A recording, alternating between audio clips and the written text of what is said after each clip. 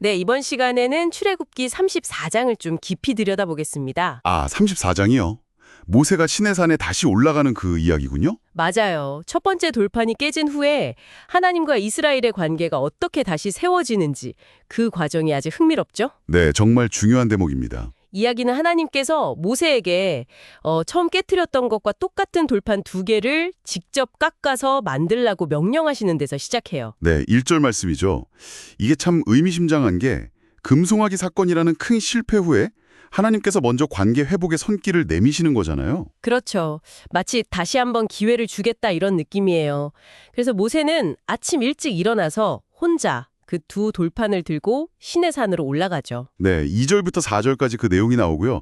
그리고 이제 5절부터 정말 하이라이트라고 할 수 있는 장면이 펼쳐집니다. 아, 하나님께서 직접 임재하시는 그 장면 말씀이시죠? 맞습니다.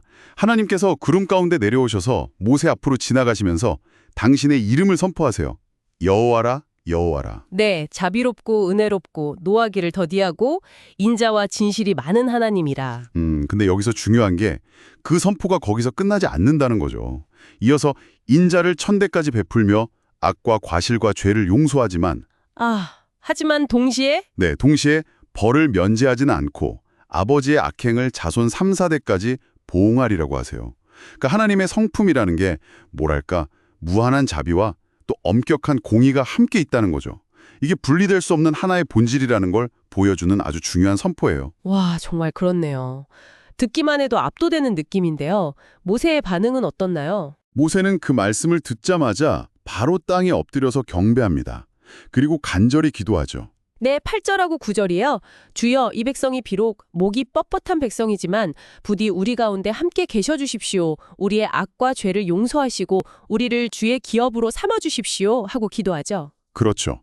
하나님께서 당신의 본 모습, 그 자비와 공의를 드러내신 직후에 드리는 기도라는 점이 참 인상적입니다. 네. 자, 그리고 나서 하나님은 이제 새로운 언약을 세우겠다고 약속하십니다. 네, 10절이죠. 이전에는 세상 어디에서도 볼 수 없었던 그런 놀라운 기적들을 모든 백성이 보는 앞에서 행하시겠다고요. 그리고 가나안 땅 주민들을 쫓아내 주시겠다는 약속도 하시고요. 정말 새로운 출발을 위한 약속처럼 들리는데요. 맞아요. 그런데 그 약속과 함께 아주 단호한 경고가 뒤따릅니다. 어떤 경고인가요? 절대로 그 땅의 주민들과 언약을 맺지 말라는 거예요. 12절하고 15절에 나오죠. 또 그들의 제단, 주상, 아세라상 같은 우상 숭배의 상징들을 전부 다 파괴하라고 명령하십니다. 아, 왜 그렇게까지 강하게 말씀하시는 걸까요? 그 이유를 14절에서 직접 설명하시는데 하나님 스스로를 질투라 이름하는 질투의 하나님이라고 밝히세요. 질투하는 하나님이요? 네, 여기서 질투는 우리가 생각하는 그런 인간적인 시기심과는 좀 달라요. 이건 언약 관계의 순수성, 그 배타성을 지키려는 하나님의 아주 강렬한 열심, 사랑이라고 봐야죠. 하나님 외에 다른 신을 섬기는 건 언약을 깨는 행위니까 그걸 용납하지 않으시겠다는 거예요. 아, 그런 의미의 질투군요. 우상을 만들지 말라는 10절 명령도 그럼 같은 맥락이겠네요. 그렇죠. 오직 하나님 한 분만을 섬기라는 그 유일신 신앙의 핵심을 아주 강하게 강조하는 겁니다. 네. 자, 이렇게 언약을 다시 세우시면서 또 구체적인 지침들도 주시죠. 맞습니다. 이제 18절부터 보면 여러 규례들이 다시 한번 언급돼요. 무교절을 지키는 것. 네, 이집트 탈출을 기념하는 절기죠. 그렇죠. 그리고 처음 난 것들을 하나님께 드리는 규례, 안식일 준수, 또 칠칠절과 수장절 같은 주요 절기들 지키는 것. 모든 남자가 1년에 3번은 하나님 앞에 나와야 한다는 규정도 있고요. 네, 맞아요. 또 제사 드리는 법, 첫 수확물 드리는 법, 그리고 좀 독특하게 염소 새끼를 그 어미젖으로 삼지 말라는 규례까지 나옵니다. 왜 이 시점에서 이 규례들을 다시 말씀하시는 걸까요? 이게 그냥 율법 조항들을 나열하는 게 아니고요. 이 규례들은 대부분 이스라엘 백성이 하나님의 구원을 기억하고 무교절처럼요. 또 앞으로 가나안 땅에서 얻게 될 모든 풍요가 다 하나님의 선물임을 인정하게 만드는 장치들이에요. 아, 삶의 모든 순간에 하나님을 기억하고 감사하라는 거군요. 그렇죠.